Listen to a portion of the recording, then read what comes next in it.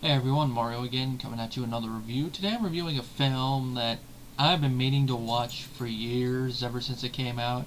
I know Jeff saw it in theaters. Since it's been a few years, I forget the exact reason why I didn't go with him, but I know it was before he actually got his license, so that was part of it. And I think I was busy that day. And then when he told me, I think it was like, "You saw that without me, you silly sod," stuff like that. And I've been meaning to watch it. When we had HBO and it was shown on there, every time it was on, I'd either be away from the house or catch it near the end, which is why until now I've actually seen a few scenes in it, but they were mostly at the end. But I've had it for a while, been meaning to watch it, just, keep putting it off, and since another entry in this series was coming out, I decided, now would be a good time to watch it. Of course, the film I'm talking about is the 2008 action thriller directed by Pierre Morel and starring Liam Neeson, Taken. Now, of course, like a lot of you, my interest in the film was piqued when I saw the trailer. It's just, like I said, I don't remember why I didn't see it in theaters. It's just one of those ones that, now watching it, this is what I'm doing to myself. You should have seen this in theaters, you idiot. If it's ever re-released in theaters, definitely I would go see it, but the odds of that happening outside of my one theater showing it, very slim. But anyway, the film has a 7.9 on IMDb, an 85 with the audience on Rotten Tomatoes, and a 58 with the critics. That right there is just sad. And this is the consensus. Taken is undeniably fun with slick action, but is largely a brainless exercise. Really? Largely a brainless exercise? Critics, were you watching the same movie as me? There is an underlying thing underneath all that action. It's a father's love for his daughter and how far said father will go to make sure his daughter is safe. You see that all throughout the film. That is the deep nature of the film. Now, not every action thriller like that's going to have a deep thing like that. Some of it's going to be very subtle, some of it's not going to exist at all, but in this film it exists like that.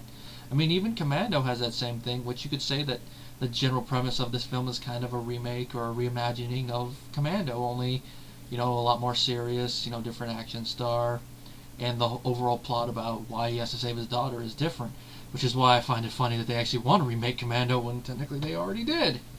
Just, not a full-on remake.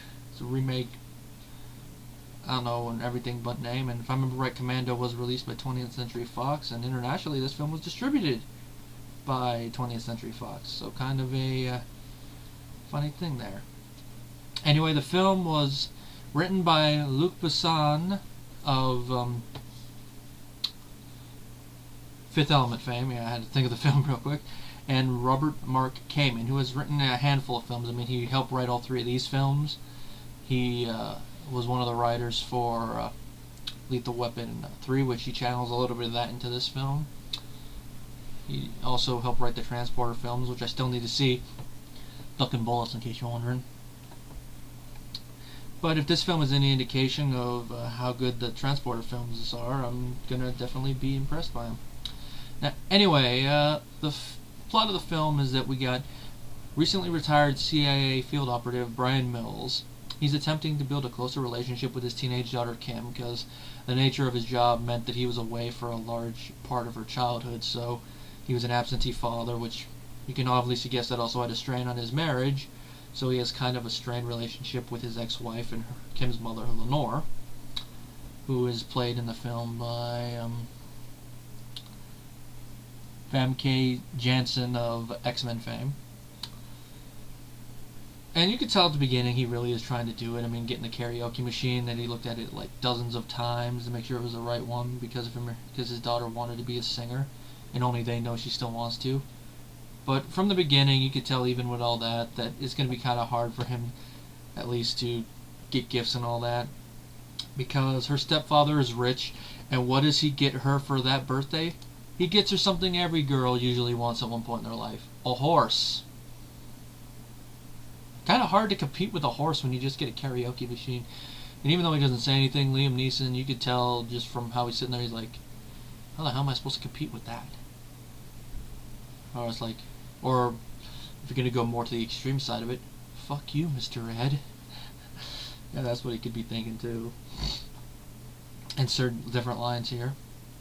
Well, anyway, around this time, Kim wants to go with one of her friends to Paris, and of course, Brian, at first he's against it because, you know, he doesn't want his daughter to really see what a lot of the world is like, because he's been there and he knows what some of the underlying stuff is, especially in areas like Paris, among other places.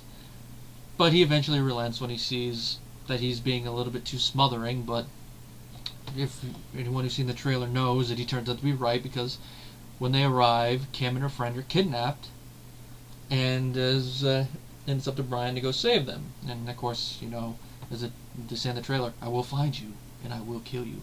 Good luck. And that's basically the point of the film, is that he's going over to Paris trying to find his daughter and her friend. But of course, eventually turns out to just find his daughter. But they were kidnapped by Albanian human traffickers, and that's all I'm really going to say about it. It's just Brian trying to find them. You know, he also has to deal with an old friend who has gone up in the hierarchy, who's not really being a major help. And we get to see him put all of his CIA skills to the test, and they're of good use. And of course, in the end, he does find his daughter and kill the people that took her. That's all I'm saying about that. But there's a lot of good stuff in there. I mean, you see his good martial arts skills, befitting a character that is a CIA operative like Brian Mills is. Good gun work, good car chases, and even a torture scene. Now I know, considering, you know, all the controversy of the torturing during the Iraq War, some people might find it a little bit distasteful to have an American character doing that, but personally I think that torture is a stupid idea to use, which is kind of connected to the whole thing about the movie Martyrs, like what makes you think they're not going to lie. And also the fact is like, oh, we try to say with America, we always try to say we're the best thing, yet we do stuff like this. But of course, considering he's trying to find his daughter, I guess you could excuse it in that context when it's a personal thing like that. Especially since it's one that's not really going to kill the guy in short bursts. It's not like he's waterboarding him, which another later film, the newer film, he does do that, but that's another review. But one of those things some people might find distasteful, but in a personal context, I don't think it really is distasteful. Now, if he was doing it like to try to get information for, you know, an excuse to invade a country that would otherwise not have an excuse, especially if that information turns out to be wrong, then that would be a little distasteful. But personal thing is like, yeah. Especially since at the point in the film where all the crap he's gone through. Now, acting-wise, Liam Neeson, top of his game. You really do feel him as Brian Mills, and you like seeing him kick ass. Maggie Grace is his daughter Kim. She does what she has to do for what little she's in the film. She's okay. I hear she's a lot more of a distraction in the next film, but I haven't seen 2 yet. Famke Janssen, she's okay for what little she has to do. Xander Berkeley as Stuart, her new husband. He's okay for what little he's in the film. Oliver, I'm gonna probably butcher this last name. Rabordin as Jean-Claude, Mills' old French colleague. He does okay for what little he has to do. He's basically kind of like almost like a stock Frenchman, but I think that's because of what little he's in the film and also the character's accent. But the writing-wise, you're like, you're really just going into the whole political thing, aren't you? You're just letting politics and money guide you. That's all I'm going to say about it. All the actors that play Brian's colleagues, they do a good job for what little they're in the film, and they do help him a lot. And all the rest of the actors, they do okay for what little they have to do in the film, because other than Mills and his family and all that, the rest of the characters are very just like one-scene characters. You know, kind of a weird thing to use as an analogy, but it's kind of like all the minor characters we've seen in Shakespeare's plays, where like they just show up for one scene and that's it. You know, like the one guy that Polonius sends to spy on his son in France. Kind of like that. Just basically a role that you see the guy and forget about him. Now anyway, you know, time for the trivia. The curved knife used in the final fight is a karambit. It's an Indonesian Malaysian weapon, and the finger hole in the handle makes it very difficult to disarm, which was evident in the fight scene.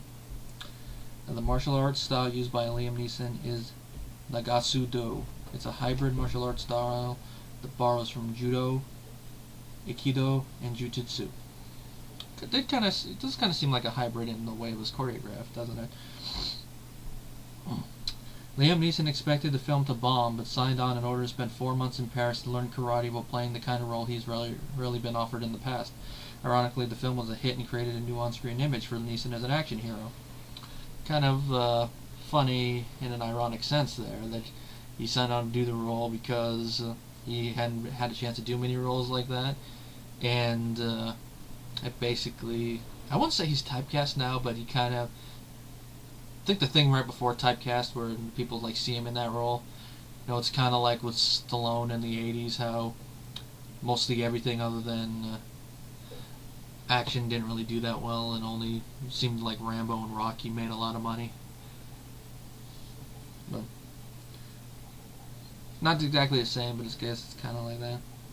Not to say that Neeson's doing a bad job in this current thing, it's just, it just seems now that anything he's going to do outside of that, unless it's a big ensemble thing, is probably not going to make money. It's kind of funny considering that this film he didn't expect to make money. Let's just see how much money it made. Made for $25 million, made $226 million, almost $227 million. I could see with that budget why he thought he would bomb. But that's like a mid-sized budget going off today's money. Former Special Air Service soldier Mick Gold trained Liam Neeson in combatives and weapons handling skills to prepare him for the role. Doing this film propelled Famke Janssen to take action in the real fight against corruption. She now serves as the Goodwill Ambassador for the United States Office Against Drugs and Crime. Not really important to the film, but an interesting little fact, I think. In a scene, Jean-Claude is telling the story of Little Red Riding Hood to his two children. Little Red Riding Hood has been used as a lesson to children to never trust strangers who might wish to harm them. It has also been used as a warning against prostitution. Both themes appear in the film. Okay, the stranger one I get. I don't really get the prostitution one. And again, I probably have to read the whole explanation for that. It's probably a weird one, like something to do with the wolf eating the grandmother in Little Red Riding Hood is symbolic of something weird. It's probably going to be something weird like that. Insert George Carlin joke here. Before any action takes place, Brian already has scratches to the left side of his face, hinting at his spare time activities. Nice little subtlety. In the film, Katie Cassidy's character is 19 years old and Maggie Grace's character is 17. In real life, Maggie is 3 years older than Katie. Didn't really notice that.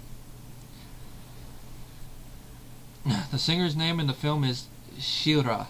In Hebrew, Shira is the feminine form of the word meaning sing. Interesting. All of Liam Neeson's characters' ex-agency friends were played by actors who had previously played roles in spy or cop thriller TV shows and movies. John Gris played a major role in The Pretender. Leland Orser was in both The Pretender and 24. And David Warshawski has appeared in minor roles in numerous similar shows. Over the course of the film, Brian kills 35 people in order to get to his daughter.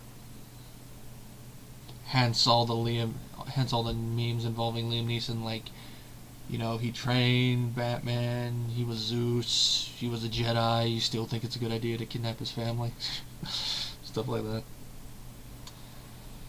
Near the end, Brian jumps off of the Pont des Arts, a pedestrian-only bridge in Paris. In the scene, the bridge is desolate, whereas most nights people flock there to socialize, drink wine, and play the guitar. Makes me wonder how that scene would have been if people were like that. It's like, oh my god, that guy's got a job!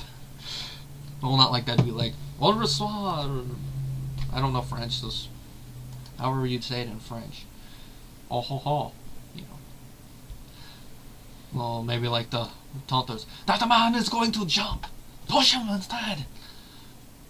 Now, the film is 90 minutes, and it has a pretty good runtime. It's slow in the beginning, I will say, but then after the kidnapping, the film picks up, and I think that works to the film's advantage, is that you get to know the characters, specifically Mills, and then really gets into that after that, the action and him trying to find out his daughter. So I think that works to the film's advantage. As I already said at the beginning, I do not understand how some of those critics are saying it's devoid of stuff when it has that one theme that carries throughout the movie. Now, if I were to give it a rating, I would give Taken a 4.5 out of 5. If there's anything that works against it, is that a couple of the action scenes seem to slightly do shaky, but not a lot. Maybe I have to watch again and double check, but I can tell you they're filmed a lot more competently than the next film I'm going to be reviewing, and are also edited a lot better. And if you have not seen the film, it is definitely one that comes with my recommendation. Oh yeah, the score is also pretty good too.